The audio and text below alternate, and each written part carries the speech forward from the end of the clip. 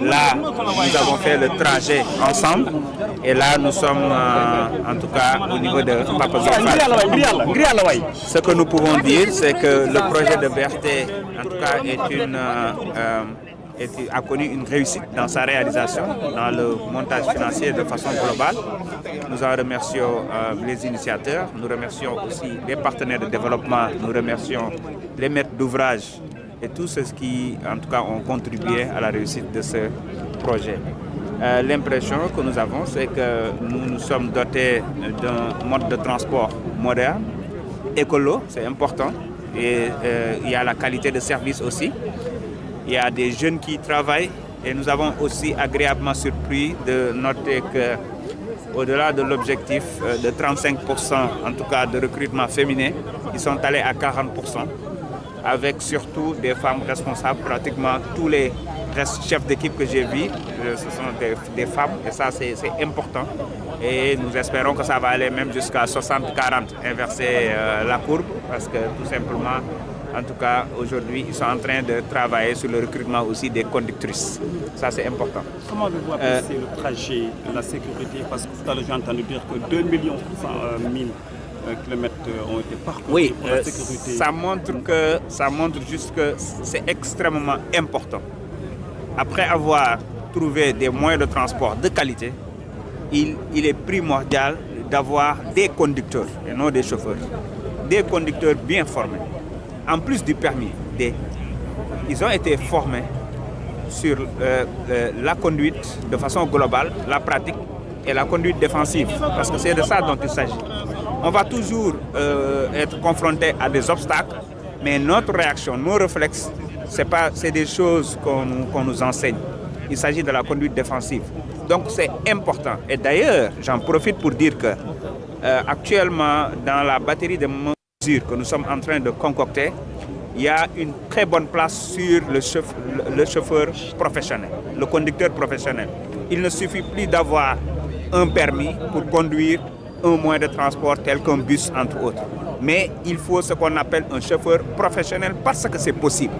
Nous l'avons expérimenté dans le secteur privé. Nous avons pris des chauffeurs qui étaient dans des camions, comme tous les camions que vous voyez, dans les bus. Nous avons formé ces chauffeurs-là avec formation théorique, formation pratique. Nous sommes allés au-delà de ce qu'on a l'habitude de voir dans la visite médicale, à savoir regarder juste si les yeux fonctionnent bien, mais on regarde aussi la santé du conducteur. On peut avoir une très belle vue, mais avoir une santé fragile, avoir des crises, avoir en tout cas des moments d'inattention, entre autres.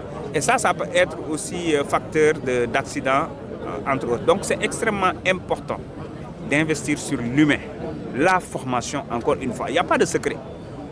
Si vous voyez les mêmes types de bus ou de camions qui font les accidents, ce n'est pas les bus, par exemple, ce n'est pas les camions de carburant, ce n'est pas les camions qui sont dans le secteur minier, c'est pas parce que non seulement ils travaillent sur l'aspect mécanique, sur la vérification des véhicules, des engins, mais aussi ils investissent beaucoup sur la formation des conducteurs. Et ça, c'est extrêmement important et nous allons y travailler. Nous allons installer des centres de contrôle technique modernes dans les pôles de développement, mais ces centres de contrôle technique modernes seront couplés avec des centres de passage d'examen modernes aussi pour nous assurer que celui qui aura son permis à point, je dois dire, l'aura bien mérité. Et ça, c'est extrêmement important. Donc, encore une fois, nous invitons tous les Sénégalais à s'approprier de ce projet dans le comportement. Parce qu'il s'agit ici de développer un nouvel état d'esprit de QHSE, c'est-à-dire miser sur la qualité, sur l'hygiène, sur la sécurité et sur l'environnement. Sunu BRT a déjà misé sur ça, parce que c'est des bus électriques, parce que c'est des voies, en tout cas bien dégagées, donc il y a la sécurité, il y a la modernité, et nous espérons que les usagers vont s'approprier de ces bus-là, en se disant que c'est nous moments là. L'autre chose, là où je vais terminer, c'est important. C'est bon de développer ces projets, mais comme nous l'avions toujours dit, et dans notre projet pour un Sénégal juste, souverain et prospère, il faut développer les territoires. on parle des territoires du développement. Les pôles de développement, avec toutes les commodités, avec toutes les activités, permettront à tout ce beau monde qui est là, dans la promiscuité totale à Dakar, de retourner chez eux, de travailler chez eux, d'avoir toutes les commodités chez eux. Et Dakar va beaucoup respirer. On ne sera plus dans des projets conjoncturels, mais on sera dans des projets structurels, comme le BRT bien sûr. Et il y a d'autres qui vont venir avec 14 lignes, plus de 1000 bus à gaz, entre autres. Et ça, c'est extrêmement important que nous tous, nous travaillons dans ce sens. Par rapport au tarif, est-ce que le Sénégal peut attendre à des réductions? Bon, comme vous savez aussi, vous avez fait le trajet avec moi. Vous savez que 400 francs et 500 francs, ça a été bien négocié par l'État du Sénégal à travers cette étude pour mettre un tarif en tout cas raisonnable. Maintenant, on est en mise en service progressive. Peut-être les Sénégalais vont se dire que ce projet est tellement important qu'il faut augmenter le projet et en développer d'autres, augmenter les tarifs et en développer d'autres. Peut-être aussi, nous allons nous rendre compte que peut-être c'est un peu cher et qu'il faut revoir. Mais de toute façon, ça c'est l'affaire des spécialistes. Le plus important, c'est que je pense que avoir ça, c'est une grande première hein, dans l'Afrique, je peux dire.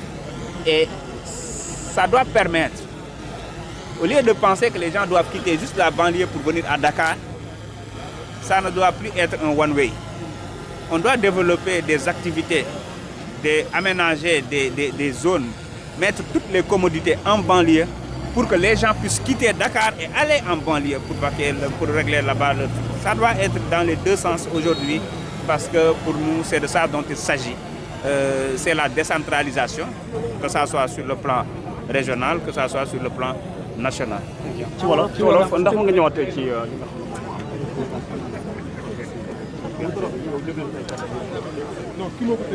Déjà,